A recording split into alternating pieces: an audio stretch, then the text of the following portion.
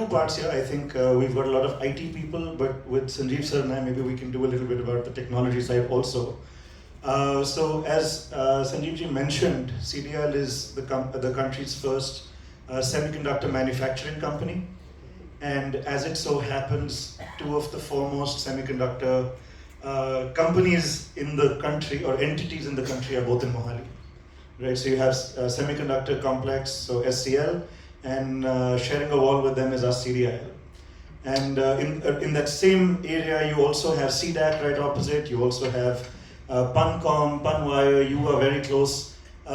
So there is a very large opportunity when we really look at the technology aspect, right? So in addition to having a lot of these stalwart entities that have been there for decades, you also now have wonderful academic institutions, which is PEC and IIT Ropar and Chandigarh University and Punjab University and Thapar and Patiala, etc., etc., etc. We are positioned in a wonderful spot where, if together as the state, as the city, as the people here who are doing businesses, if we can come together, there's a really wonderful opportunity for not only electronics, but cutting edge technologies, whether it's in components, space, etc., etc., etc. So, Cii Ai is investing substantially in terms of adding more capacity, more products, more semiconductor devices. You're talking about silicon carbide products. We're talking about products that go into EVs, products that go into space. And so the whole gamut of things, and it's a very, very exciting time. You all have heard about the India Semiconductor Mission. You've all heard about the Electronics Component Manufacturing Scheme. So if there are people who are inclined toward the hardware technology side, I don't think you would get a better opportunity than this. It's a wonderful, wonderful time to be in hardware. However, to connect the dots now, I think there's never been a time before where hardware and software have needed more tighter integrations. And that's something where perhaps the people sitting on this panel, we can start discussing about that. So for every software, you need a hardware. For every hardware, you need some type of a software now. If we're talking something as simple as, say, electronic vehicles, EVs, the software is just as important as the hardware. And these are the kind of opportunities that we're seeing. So that's on the hardware side. But let's talk about IT. If you give me a second, I want to just touch on that as well. One of the important things today when we're talking about hardware, when we're talking about technology, we're talking about a zero defect. We're talking about components that are microscopic, if not nanoscopic. And at the same time, we're talking about reliability that has to last 15, 20, 30 years. So IT has to be a strong part of that. That value chain has to come. And there are reasons for it. Some are obvious and some are not so obvious. I cannot see at the nanoscale. It's not possible. The human eye cannot see, and no microscope will allow us to see. At some level, you need some type of what you call AOI machines, or automated optical inspection machines, which can identify good and identify bad. This is software. This is all the kind of stuff that is required for you to run a fantastic manufacturing setup. So here you have an option as an entity. And if I can, how many people here are actually in the hardware space? If you can raise your hands, if there are people in the hardware space sitting in the audience. How many people are running manufacturing? Just manufacturing entities? How many people are doing IT? There we go, perfect. How many of you IT guys have worked with manufacturing companies? Okay, amazing. I think this is really the opportunity that we're talking about. So optical inspection machines, you can't do it, you need it. And then it comes to our gentleman sitting on here. So we provide to defense. I had a customer come in last year saying, you had given me some products that go into space and defense. I can't give you the product name, unfortunately, that's covered under NDAs. But he said, you had given me something in 2008. I want that spec. And then he said, the product you gave me in 2008 worked perfectly, but there was one small issue. Can you tell me what was the batch number of the raw material you used in 2008? Now, this is the level of traceability that companies are expecting. This is the level of traceability, accountability, data accuracy. You're talking 15 years plus, and they're asking me for the raw materials batch code number because they want to replicate that. So these are the kind of things now that I cannot do. There's no amount of memory, there's no amount of register khata that will give me this answer. And this is where the rest of the team here comes in. So I'll leave it at that and we can come back to these things. Well, what I would say is that when we got these three people who are from this sector which is providing a very big service to the industry, and they have all been mostly working in the bigger space, I mean with big players, and not really being very active with the smaller players. I mean, maybe debatable, they might say, no, hum kar rahe hain, chote se kaam kar rahe hain, but let's see. But you know what I'm saying is that the MSME today is very, very right to adopt all these practices, because the MSE, they understand and realize that what the first generation who came in and set up these MNCs, as well these MSMEs, they were very hard-working people. They worked very hard. They could get the product on. They could create a market for themselves, and they could sustain themselves for good about 20, 30, 40 years. But now they are not able to pass on this entire thing to the next generation, because the next generation find that things are too cluttered and too difficult for them to understand and to cope up with these things. So, and I feel that this is the right place where the technology that is available to us today in terms of ERP solutions, in terms of cloud workings, and in professionals like Deloitte, when they can help the MSMEs to move from the person-dependent mode to the system-dependent mode. And I think if they can all come up with some smaller packages, or maybe approach a cluster approach in which they can get people together, guide them together, so they can adopt this technology in a faster and a better way. Let's go to Pradeep again. Let's Pradeep hear from you something on this part of it. That how can you support MSMEs in this matter, and how MSMEs should be able to progress further in the correct way. I mean, something which is, they feel that they're getting a good ROI, and they're also being able to create the manpower that they require to take the journey forward. Absolutely right point, and companies like us are seen not just helping the big entities nowadays, Mr. Sethi. It is also evident that the country and the organizations which are primarily into the mid-market space or in the small and medium businesses are ready to scale, but they are afraid of the investment. So let me tell you, and a line of introduction. So I lead the business for the corporate segment, which is until last year we used to call as mid-market for India. So I lead that licensing part from SAP India for North India for that SMB space. So you can catch me over the breaks and the later conversations for any queries if you may have. But the companies are committed for helping you with the smaller packages to start with. We have a journey. We ourselves within SAP, we have a journey called Grow with SAP, which starts with a very small package as low as 20 to 25 users of an organization can start buying the licenses and start using it.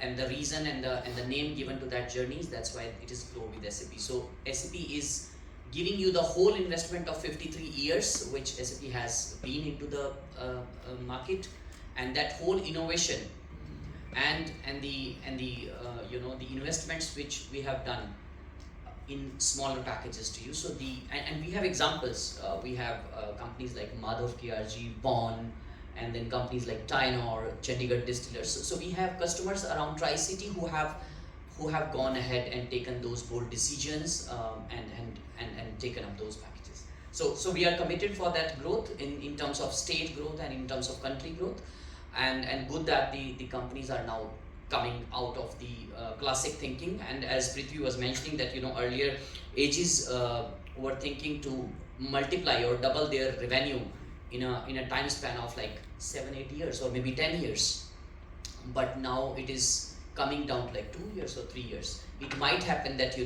revenue will start multiplying 2x in probably every quarter or maybe 6 months down the line, right? So how is that possible is, as I connect with my previous note, that it is how efficiently, how nicely, how intelligently you manage your resources, how do you optimize it and take the advantage of the innovations done so far in the world and reuse them and continue to innovate with the companies. Great. I think that gives us a lot of insight to how this thing can work. Another question which comes to my mind is, like you said, that grow with SAP. Grow with SAP. Grow. So, how do you show it? Like, I mean, do you start with some limited modules to start with, or then smaller cost? Is there some cost of initial implementation? Then there's some licensing use. Just a slight indication of how things work. So quickly, of course, I mean, I'm happy to have detailed discussion with any one of you. But this model, Grow with SAP, what we call as a SAP on a public cloud platform, is that we have our data centers, hyperscaler data centers, and we also have partnerships with AWS, Azure, and GCP also for the companies who may need larger investments on the data center, etc. But to answer your question, Mr. Sethi, we have our own data centers where we give you a tenant and space as you get possibly on OneDrive, you get 1 terabyte, and then you are able to use all of those features. So similarly, the SAP core system in which you get all the core modules like SD, MM, FICO, and planning and supply chain, all of those bundled in a smaller package for less number of users with a much lesser investment to start with, and then you scale up. So your organization gets all the benchmarked solutions in a smaller package with lower investment, and that's where SAP India has done multiple investments, and you would have seen multiple notes in the news and media from our MD Mr. Manish and our SAP Labs head. SAP as a whole is committed and banking upon the growth which is happening in India, whereas the SAP Germany company, the core parent entity, is looking, and we have the largest innovation hub in Bangalore right now. So we have the largest capacity. It is the largest resource which we have, resource pool which we have in our SAP Bangalore office, which means all the AI related stuff which we were talking about the previous panels, entire AI development is happening in Bangalore. The whole team sits there, which means that we are here for our own growth. Yeah. And those who are interested in learning probably a little bit about AI and what SAP is doing is, there is a co-pilot called Joule, SAP Joule, which is already live and available in the market with all our SAP solutions. Yeah, that's a good knowledge for us. And let's see what Mahavir has to say about how they can help the MSMEs to do it. Do they have a roadmap for SMEs? How do you start with them? Do you have the office in Chandigarh? How do you do it? So maybe the office I'll come later. Now, I agree with this fact that many SMEs would hesitate to come to a global consulting firm like Deloitte, because the first question that would come to their mind, will it be very expensive, right? But I think my experience of working with SMEs came from the merger and acquisition team of Deloitte. So as you know that many companies would be interested to go for a joint venture or acquisition otherwise, and we always or we often involved into the due diligence exercise, and as a process of that we also get to know a lot of insight about these organizations. What we have realized that these SMEs are particularly struggling to manage their working capital. And for a manufacturing organization, inventory, WIP is very important factor. And possibly in many organizations, the things are still pretty manual. It is still dependent on tally. We have suggested them that with small automation, they can leverage the use of technology, and as a process, their inventory can remain minimum. At the same time, there is hardly any disruption in their production. And of course, with the agentic AI and all, you can predict the future failure also. And as a result, you can plan in advance your downtime and everything. The thing is that if a consultant can give them some suggestions to improve their working capital, their profitability can increase significantly. The other thing that I have seen from my experience is working with a startup. Now this startup that came to us through some friends and other circles, they were in the e-commerce space. when they came to us, the entire process was manual. They had about 10,000 odd invoices that they were processing on a daily basis, and they had about 50 people who were working in that. Okay, and they came to us and they asked us, can you solve this problem? My entire process is manual. I have no connect with my warehouse, and they have dark stores also. So this e-commerce space, I mean, if you know that they run with this sales ecosystem, they have dark stores, and their quantum of the transactions are very small. But the volume is humongous, and these startups run with very wafer-thin margin. So they had very tight budget. So we also realized the fact that they were not in a position to invest on a very expensive ERP. So we thought that can we identify a quick fix kind of a low-code, no-code kind of a platform that could involve some kind of an automation, and as a result, the number of people who are involved in that process can be reduced to optimize the cost and to improve the productivity. At the same time, to ensure the transparency, because in e-commerce there are regulators who are having a very close watch on their transactions, and they have to comply with the GST returns and everything, and then their corporate return.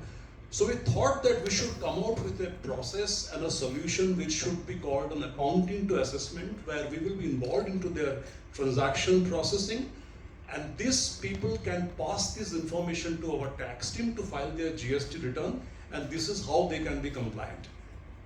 The most interesting part is that when we took this work, the number of invoices were about 10,000 that I mentioned. In 6 months and 1 year down the line, the number of invoices went up to few million. And this e-commerce space, I do not know how much e-commerce you are using in the Mohali Chandigarh area, but in Delhi NCR region and any big metropolitan city, even a small 1 kilogram of rice you will be placing an order through e-commerce. You're not going and visiting the kirana store. So the kind of a quantum of the data, and these data are also very confidential data of the user. I mean, when you are placing the order, you are also sharing the location of the person. You are also sharing the kind of a pattern of your use, whether you are, every weekend, I'm going to a Behroz, biryani or something else. So, I mean, imagine the kind of a security system they have to be inbuilt into it to protect their cyber stuff and everything. So it was a combination of everything. So instead of one particular type of a solution, we did involve our IT team, we did involve our forensic team, and then we tried to give a holistic solution that could address most of their problem. So happy to let you know that even after 2 years, they are continuing to take help from us. We are constantly trying to innovate ourselves.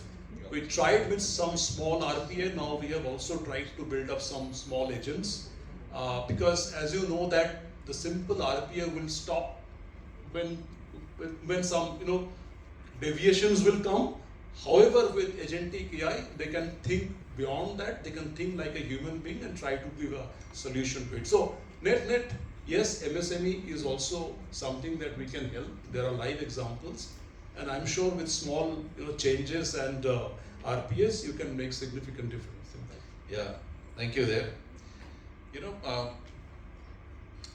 Our company is a manufacturing company, and it's a very old company, set up in 1961, and we also started our journey of digitalization somewhere in 1987. So it was many years ago. And at that time, we didn't have these facilities like cloud computing. We didn't have internet. We didn't even have those big memory banks with us. They were small, big disks having capacities about 20 MBs, and the RAM speeds were terribly low, no connectivity. And we went through all those. We had to, because we had no services like Amazon or Cloud Service, we had to invest in our own hardware. We had to develop our own ERP packages, which are working. But in today's conditions, I feel that when these things are very easily available in the market, we've got good consultants who can guide us. We had to do a lot of learning on our own. But again, companies today, they don't need to really reinvent the wheel all over again. When the services like companies like Deloitte and SAP and Amazon are there to help us out, it's definitely something which is taking on. I request now Sarvana to again comment a little more on the same question with a different kind of answer we expect from you. Yeah. Thanks, Sanjeev ji. I think you talked about electronics manufacturing or chip manufacturing. Maybe I'll take an example there. See, when you are manufacturing chips, I'm sure there will be a MES system.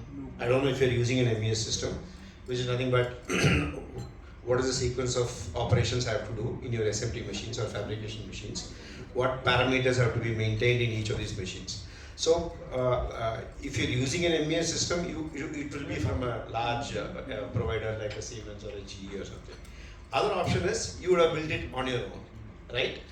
Yeah. So there is a, which means this application manufacturing execution system that you have developed is custom built for your requirements, and you have developed it, you maintained it, you managed it, you have done all the heavy work.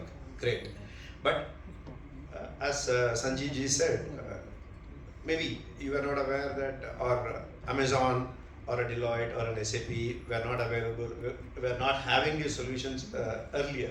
But what we have done now is these MES applications, which used to be a monolithic, large enterprise grade applications which takes 18 months for implementation, it comes with some 100 features, right? And you will be able to see the first result after 6-8 months only of implementation.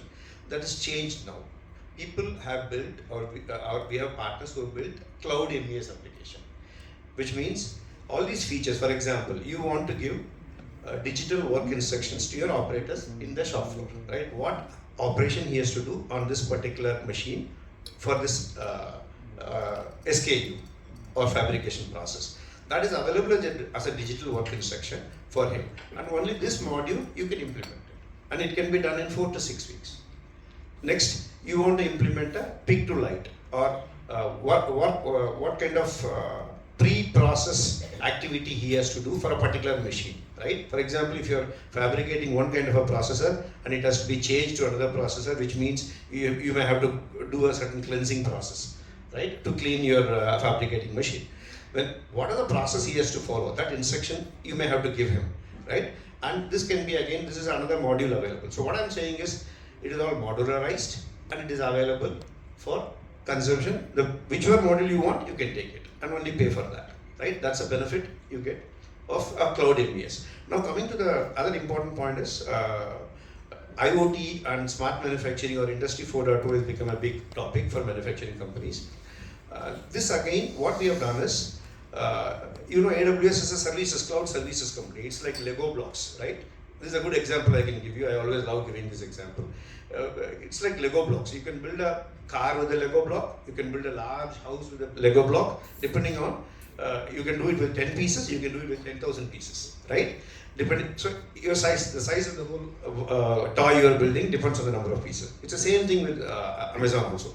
So you can build a simple solution to collect data from your critical machine, maybe your SMT machine in your case, and then quickly build a dashboard to show what is the efficiency at which my machine is running, right? Are these key KPIs, are they okay? Is there an alert or an alarm? What is causing that alarm? This input you can see on your mobile phone wherever you are, right? This alone can be built as a solution for you and given to you. And we have partners who have built this, and it can be delivered again in 6 to 8 weeks time, with maybe as less as 10 lakhs of rupee. That's it, right? Nothing more than that. Yeah. This has been packaged for SME business specifically. Yeah, that's very nice. Now, I'll just like to change the focus a bit to another angle. Prithvi asked us how many people in manufacturing and how many people in IT. So very few hands went up for manufacturing, a lot of hands went up for IT. Somehow the concept of startup in India and technology word being used got slightly skewed. We are just equating startups with IT and or technology also with IT, and we just totally miss the manufacturing bus. We hardly have any people who are having startups in the manufacturing front. We have a lot of startups, big names coming up, people providing Blinkit and Uber and Zomato and stuff like that. But they're not really producing something which is, this is providing a service, no manufacturing is being done into it. China, on the other hand, all their startups and this thing, patents have been come on the manufacturing side, not on the service side. And again, I would say that at the moment, these are very exciting times for manufacturing. The world is looking towards India to be a manufacturing hub. They're not very happy with China, and that gives advantage to us. We have Mr. Donald Trump sitting in the USA who comes up with new things every day. But somehow, still his thought processes and views, I would say, are very favorable for India. Because where he is cutting down the duties for India, making them duty, especially for our electronic components, he is putting a high hefty tariffs for China. So I think it would be a good idea if people start thinking more in terms of manufacturing. And now I'll leave this mic to Prithvi for the last word onto this, in which he tells us what are the options available, how people can work somewhere in the semiconductor line. Maybe it's a tough question for you, but answer it somehow. How the supply chain that is there for manufacturing of semiconductors, how can some startups move in that direction? Thank you, sir. So, number one, if there are people looking for manufacturing, the government has a wonderful set of schemes. The PLI, ECMS, and the India Semiconductor Mission. These are all heavy capex. I wouldn't advise an MSME to do this if they are not, it's not for the faint of heart. Hardware is hard, and there's a reason for it. So if you guys are interested, there's never been a better time. But what I will do, if you allow me, sir, I would like to speak to the IT services teams that are sitting here. What can you guys do in your capacity to enable companies, regardless of what they do, whether they are hardware, software, manufacturing? I personally believe manufacturing has wonderful space for you guys to contribute, and this is what I will tell you from somebody from the business side and where you guys can plug in, right? So even when you start new, as Saravanan very correctly mentioned, work instructions, digital work instructions, material flow, process flow, ERP, we talked about inventory handling, etc., etc., etc. There's a huge number of places where you can contribute. So I will tell you what we've done and where you can contribute. So, like Sanjeev ji, our digitalization started in the 80s with COBOL. COBOL was what we used for our ERP. COBOL moved to FoxPro, moved to Sybase, moved to Java, and now we're on the web. So it's our in-house ERP. We're fortunate we've had multiple years to tweak it and get it to a point where, apologies to my team, to the panel, Pradeep, SAP will never be as customized as what we can build ourselves. But it's expensive. So what can you guys do for businesses? Number one, every business has a buy versus build. What can I buy versus what can I build? What makes sense for me to build and what makes sense for me to buy? So, should I build my own Zoom conferencing, video conferencing app? Probably not. It's rather silly for me to do that as a MSME. I should buy. Very clear, right? Email I buy, Teams I buy, Zoom I buy. Simple. Number two, compliances. Should I build my own compliance management tool? Probably not. Better to just buy. CRM, now we're getting into some tricky places. Should I build or should I buy?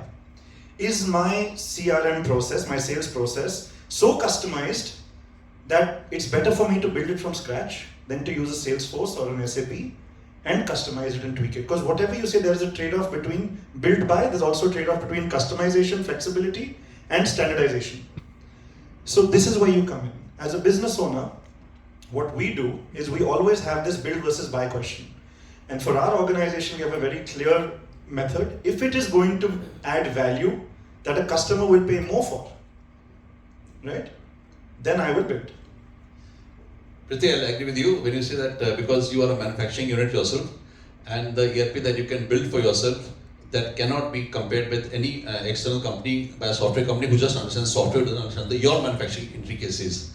So that is a point. You can never think of buying a software for outside for this ERP applications. Again, ERP companies, they tend to give some solutions which are more wide in their scope, and they're not as deep as what we want them to be. They will manufacturing is not just about 3-4 things like sales, purchase, accounting, financing. No, there's many more applications to it. There's quality, there's new product development, R&D, a lot of things go into it. And what we require is that the ERPs that I'm sure what he's been having been through it, but I can understand, is something which has deep and which can cover all the different aspects of it under one central database system, so that you don't need to have any other software to talk to it in that regard. So I think, at least from my point of view, it was a very learning thing for me. I enjoyed being with this lovely team here. And if somebody has a question, we can have a quick answer, because we have Mr. Yadav waiting for us now for the next session coming up. Anybody wants to say anything, a comment or a question? Yeah, please. We use a popular term calling industry-academia gap. Is it fair to assume there is a manufacturing and tech, IT, still huge gap? Because like Rishi mentioned, they send people from Mahindra, the automotive engineers, to try and understand what could be the mobility. So are we missing that? Is there somebody willing to do as a CSR initiative to bring the awareness level up? Because the biggies will remain biggies. It will take a while. No, I think not CSR is not required here. Like Prithvi mentioned about it, he told the IT guys, what can you do for the manufacturing industry? That is where he mentioned getting the gap closure. Most people have close to zero clue about the manufacturing intricacies. Yeah, that's true. I'll take half a minute, maybe less. I have had an example, a consulting company in my earlier role talked to me for about 12 weeks, come and throw a report at me, putting every recommendation which I only told them, and I had to literally chase them out of office. So what I'm saying is, this is a real life scenario. We are not having an ear close to the ground. Is there any suggestion for that? That's all. We'll work it out. Anybody else wants to have a question here? Another question? Or please, as a reminder. We're doing it. What's coming up here? He's coming downstairs. He's coming downstairs? Coming up. No, he's coming He's downstairs. coming here. Get him. So just a couple of seconds, since we're meeting here and we have SMEs, one question keeps on coming to my mind is that when we'll be using this automation, agentic AI, so SMEs have a social responsibility also. Almost 30 crore of people are employed by SMEs. So should we do something for them to re-educate them, to ensure that they remain relevant in the new scheme of things? So can we have a kind of a curriculum for them to be more aware of critical thinking, human empathy, and something like ethical decision making? So I think I'll leave that to you to decide. We have a responsibility. Yeah, I just wanted to add to the previous note which you mentioned, Mr. Sethi, that and the gentleman sitting at the first table said that the big companies think in a bigger shape, the bigger, and probably it may not fit the SME. So just from my perspective, the companies now have a commitment to the country and the states, as I mentioned earlier. So we have a baseline standard package, and then there is an industry specific angle to it, whether it is digital manufacturing, material traceability, logistics business network. So all of these things can be add-ons in the basic package. So which makes you and us flexibly work together to meet your business. That's all. Great. So I think let's officially call this session as over now. And I thank all the speakers here for putting a very good contribution to this aspect. It's been a good learning for me at least, I'm sure for all of you also. Thank you.